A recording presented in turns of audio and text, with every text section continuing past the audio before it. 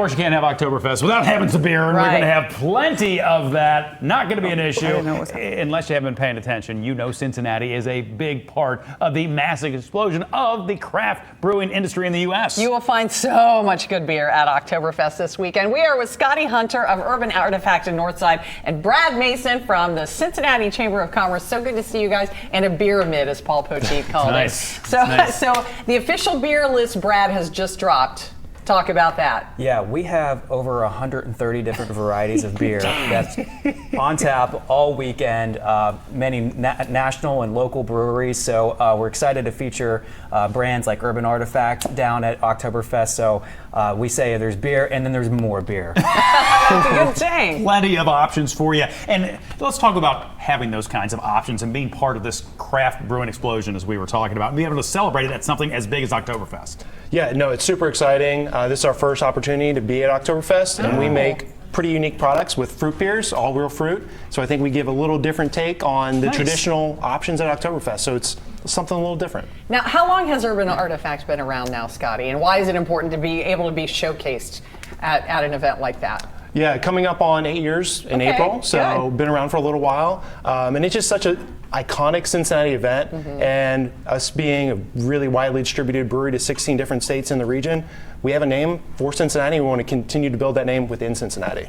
You know, and Brad, we talk about it being an iconic event. Does it feel like this year, for whatever reason, it's ready to hit, man? Like like people are ready to go for Oktoberfest this year. Absolutely. We did it last year, and it was a huge event, but this year feels different. I think everyone feels a little more comfortable getting out now. We saw it at Taste of Cincinnati earlier this year. Just everybody was ready to get downtown, have a good time, and celebrate just an amazing Cincinnati tradition. Well, and you've got this big community of craft beer makers in Cincinnati, a way to get all of them out in front of people from really all over the world who will be in this weekend.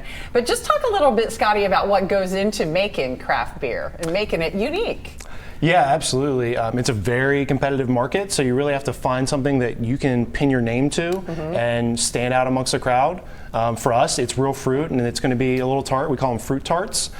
So for us, we develop these recipes over years and years and years and develop the brand and find a way to stand out amongst the crowd. Tell us about each one that you brought. Yeah, so I've got a couple different tropical options, one with passion fruit and banana, one with pineapple. I've got a lemon lime, which is the blue can, and then a spiced apple, which is really going to be that fall theme, especially as that sun goes down, starts to cool off a little bit. Baking spices, Granny Smith apples, it'd be perfect. Wow. That is a little different, isn't it? Yeah. Yeah, that's really, really cool. It's almost like a cider. Exactly. Yeah. So obviously the Urban Artifact is a not to miss opportunity at Oktoberfest. What are the other not-to-miss opportunities at Oktoberfest? So our official beer and our official sponsor of Oktoberfest is Sam Adams. So you got to get down there, have the Boston Lager, have the Sam Adams Oktoberfest. We also feature a lot of German-style beers. We have Spaten, we have Wehebenstein, and then also we have Mad Tree, Rheingeist, all the local favorites. What about food booths? How many different food vendors are there this year? Do you know? So we have over 30 different food vendors, and so what's unique this year is over 30% of them are new to Oktoberfest. Oh wow, really? Yeah, a lot of them. I would never have guessed that. I mean, that's great. That's wonderful. Yeah. So, and a lot of them are bringing some German-style twists on their usual menu options. So we're really excited to see what they bring to the festival this year. That's what I love. We had a German exchange student in town a few years ago, and we brought him to Oktoberfest, and he was